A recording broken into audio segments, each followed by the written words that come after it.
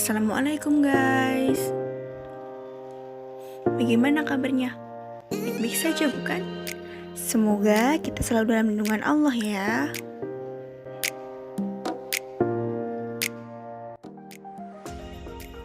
Pada kali ini kita akan mempelajari tentang multimedia pembelajaran.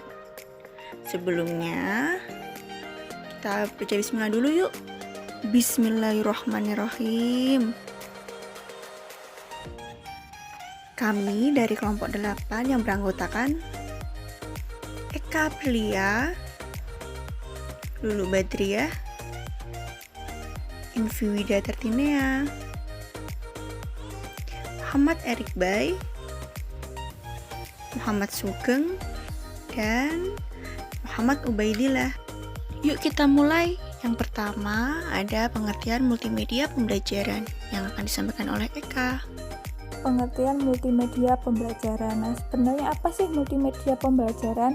Sebelumnya saya akan menjelaskan satu persatu secara perkata dari multimedia pembelajaran sendirinya. Sebelumnya itu ada kata multi. Kalian pasti tahu dong arti kata multi.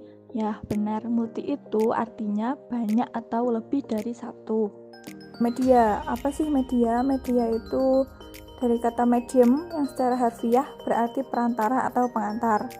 Nah, Association for Education and Communication Technology menyatakan bahwa media adalah segala bentuk dan saluran yang dipergunakan untuk proses informasi. Jadi, media itu sebuah alat di mana alat itu digunakan untuk mentransfer atau meng-share, membagikan sebuah informasi. Jadi, media itu sebuah alat perantara.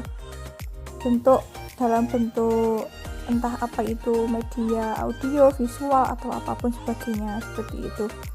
Nah, apa sih yang dimaksud dengan multimedia? Multimedia adalah berbagai macam kombinasi antara grafik, teks, suara, video, dan animasi. Nah, penggabungan ini merupakan kesatuan yang secara bersama-sama menampilkan informasi, pesan, atau isi pelajaran. Jadi, multimedia itu adalah sebuah gabungan dari beberapa media seperti contohnya media video, media visual, media teks, suara saja atau animasi. Jadi multimedia itu adalah penggabungan dari segala media yang termaktub dalam satu proses seperti itu.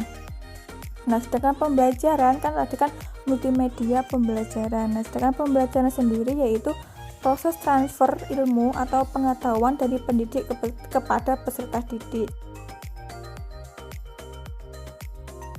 Multimedia pembelajaran adalah proses mentransfer ilmu oleh pendidik kepada peserta didik melalui alat atau melalui sebuah media multimedia seperti grafik, teks, suara, seperti itu.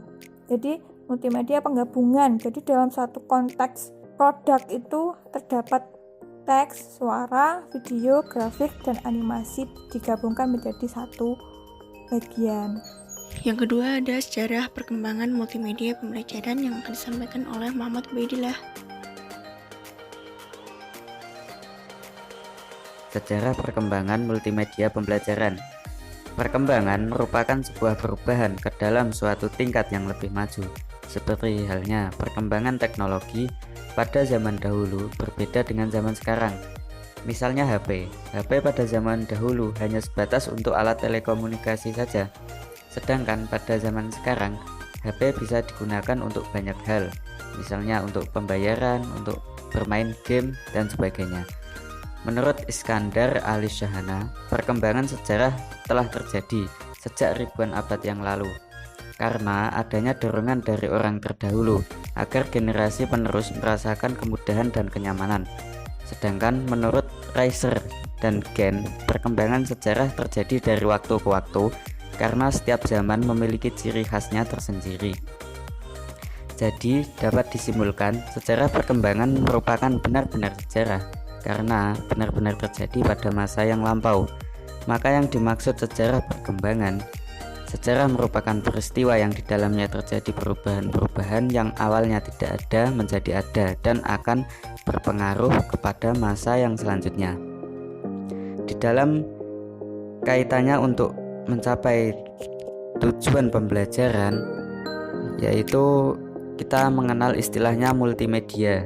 Multimedia berawal dari teater, bukan komputer, pertunjukan yang memanfaatkan lebih dari satu medium, seringkali disebut pertunjukan multimedia.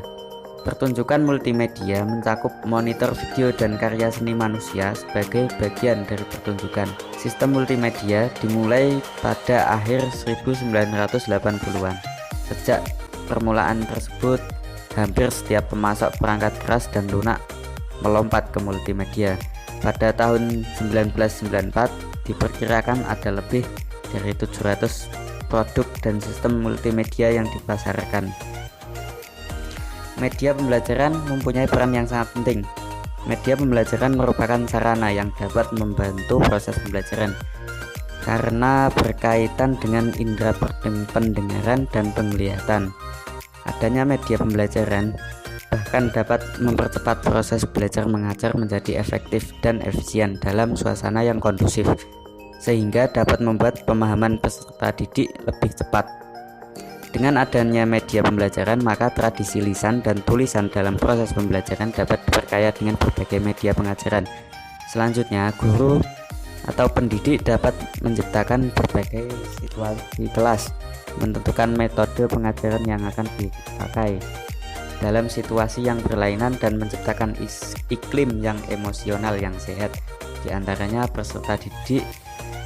Lebih lanjut, media pembelajaran dapat membantu guru membawa dunia luar ke dalam kelas. Dengan demikian, ide yang abstrak dan asing sifatnya menjadi konkret dan mudah dimengerti oleh peserta didik. Bila media pembelajaran ini dapat difungsikan secara tepat dan profesional, maka proses pembelajaran akan dapat berjalan efektif.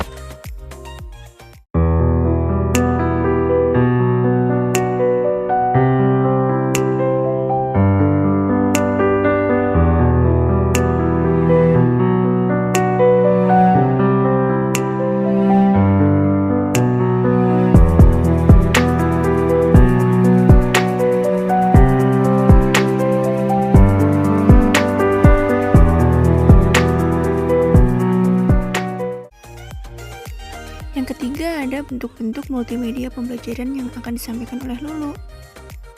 Bentuk-bentuk multimedia pembelajaran terbagi menjadi dua macam, yaitu multimedia presentasi pembelajaran dan multimedia pembelajaran mandiri. Yang pertama, multimedia presentasi pembelajaran, yaitu alat bantu guru dalam proses pembelajaran di kelas dan tidak menggantikan guru secara keseluruhan, sehingga multimedia pembelajaran ini peran guru masih diperlukan dalam proses pembelajaran di kelas. Nah, untuk contoh multimedia yang digunakan yaitu Microsoft PowerPoint atau PPT. Kemudian untuk multimedia pembelajaran mandiri, yaitu software pembelajaran yang dapat dimanfaatkan oleh siswa secara mandiri tanpa bantuan guru, sehingga harus dapat memadukan explicit knowledge dan tacit knowledge.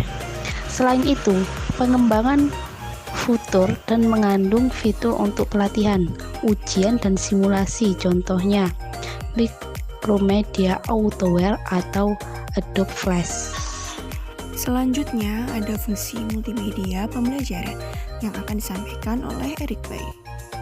Yang pertama, manfaat media pendidikan dalam proses pembelajaran antara lain sebagai peletak dasar-dasar konkret dalam berpikir untuk mengurangi verbalisme, memperbesar minat siswa, membuat pelajaran lebih menyenangkan sehingga berdampak pada hasil pembelajaran yang lebih memuaskan. Lalu multimedia dalam pembelajaran dapat digolongkan ke dalam 3 karakteristik, yaitu yang pertama, multimedia digunakan sebagai salah satu unsur pembelajaran di kelas. Misalnya jika ada guru menjelaskan suatu materi melalui pengajaran di kelas atau berdasarkan suatu buku acuan, maka multimedia digunakan sebagai media pelengkap untuk menjelaskan materi yang diajarkan di depan kelas. Multimedia dengan jenis ini dinamakan dengan presensi pembelajaran. Materi yang ditayangkan tidak terlalu kompleks dan hanya menampilkan beberapa item yang dianggap penting. yaitu seperti berupa teks, gambar, video, maupun animasi. Latihan dan tes kurang cocok diletakkan pada presensi pembelajaran ini, kecuali bersifat kuis guna membangun suasana kelas agar lebih dinamis. Lalu yang kedua, multimedia digunakan sebagai materi pembelajaran mandiri, yaitu pada tipe kedua ini multimedia mungkin saja dapat mendukung pembelajaran di kelas, mungkin juga tidak. Berbeda dengan tipe pertama, pada tipe kedua seluruh kebutuhan instruksional dari pengguna dipenuhi seluruh di dalam paket multimedia. Artinya seluruh fasilitas bagi pembelajaran termasuk latihan, flashback, dan tes yang mendukung tujuan pembelajaran disediakan di dalam paket. Ketiga, multimedia digunakan sebagai media satu-satunya di dalam pembelajaran, yaitu dengan demikian seluruh fasilitas pembelajaran yang mendukung tujuan pembelajaran juga telah disediakan paket ini. Paket semacam ini sering disebut CBL atau Computer Based Learning. Yang terakhir, kelemahan dan kelebihan multimedia pembelajaran yang akan disampaikan oleh Sugeng.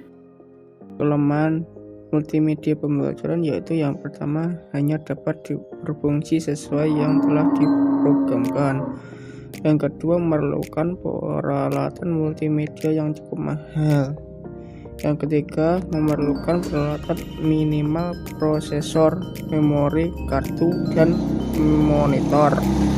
Yang keempat, membutuhkan keahlian. Yang kelima, mengembangkan memerlukan tim profesional. Yang keenam yaitu membutuhkan waktu yang cukup lama dalam perencanaan dan produksinya. Selanjutnya, kelebihan multimedia. Yang pertama, meningkatkan produktivitas dengan menghindari hilangnya file. Yang kedua, memberi akses dokumen dalam waktu bersamaan dan ditampilkan dalam layar. Yang ketiga, memberi informasi multimedia dalam organisasi. Yang keempat, mengurangi waktu dan biaya dalam pembuatan foto. Yang kelima, memberikan fasilitas kecepatan informasi dan yang diperlukan dengan interaksi visual. Yang kelima, lebih inovatif dan interaktif. Yang keenam, mampu menimbulkan rasa senang selama KPM berlangsung sehingga akan menambah motivasi siswa. Yang ketujuh yaitu mampu menggabungkan antara teks, gambar, audio, musik, animasi, gambar, atau video dalam satu kesatuan saling mendukung sehingga mencapai tujuan.